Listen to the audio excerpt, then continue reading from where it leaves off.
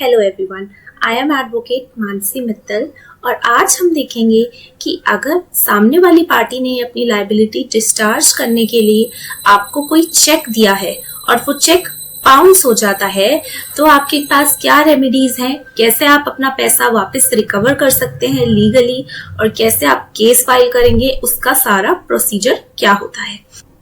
हम अपने आसपास देखते हैं कि कुछ लोग एक दूसरे को पैसा उधार दे देते हैं या फिर बिजनेस ट्रांजैक्शंस करते हैं जो कि उधारी पर होता है और उसमें सामने वाली पार्टी आपको एक चेक दे देती है जो कि एक पोस्ट डेटेड चेक होता है और बाद में अगर किन्हीं कारणों की वजह से वो चेक बाउंस हो जाता है तो आपको बहुत सी दिक्कतों का सामना करना पड़ता है।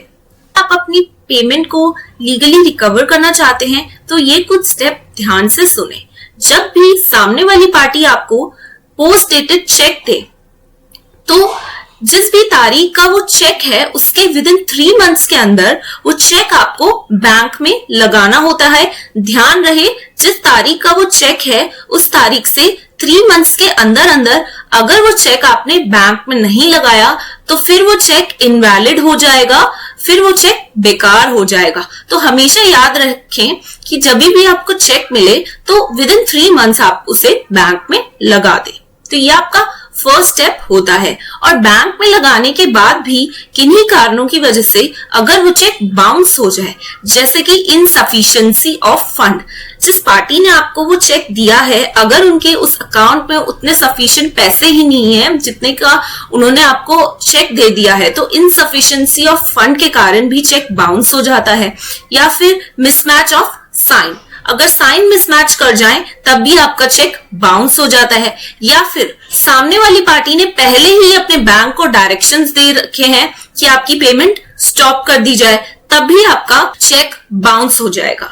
अगर इन कारणों की वजह से आपका चेक बाउंस हो जाता है तो आप सामने वाली पार्टी पर नेगोशिएबल इंस्ट्रूमेंट एक्ट 1881 सेक्शन 138 के तहत केस फाइल कर सकते हैं। सेक्शन 138 के तहत सामने वाली पार्टी को 2 इयर्स की इम्प्रिजनमेंट, साथ ही साथ twice the amount of cheque, यानी कि जितना चेक का अमाउंट है उससे डबल जुर्माना भी लगाया जा सकता है उस पार्टी पे। साथ ही सेक्शन 143A के तहत अगर आप चाहते हैं कि जितना आपका अमाउंट है रिकवरी का उससे आपको 20% अमाउंट जो है एडवांस में ही मिल जाए तो आप सेक्शन 143A की एप्लीकेशन भी कोर्ट के अंदर लगा सकते हैं। अगर मजिस्ट्रेट साहब को सही लगता है तो आपको 20% अमाउंट एडवांस में ही पे करवा दिया जाएगा सामने वाली पार्टी से। लेकिन ध्यान रखें, अगर आप केस हार जाते हैं तो आपको 20% अमाउंट जो एडवांस में मिला है वो आपको सामने वाली पार्टी को रिटर्न करना पड़ता है। अब आप केस फाइल कहाँ कर सकते हैं? जहां चेक इनकैशमेंट हुआ है वहां भी आप केस फाइल कर सकते हैं, या फिर जहां चेक ड्रॉन हुआ है वहां भी आप केस फाइल कर सकते हैं, या जहां अक्यूज्ड यानी कि जहां सामने वाली पार्टी स्टे करती है, रिजाइड करती है या फिर बिजनेस करती है वहां भी आप केस फाइल कर सकते हैं, या फिर जहां आप खुद रहते हैं या फिर आप बिजनेस करते हैं वहां भी आप केस फाइल कर सकते हैं। ये केस आप मजिस्ट्रेट या फिर judicial magistrate of first class के सामने फाइल कर सकते हैं।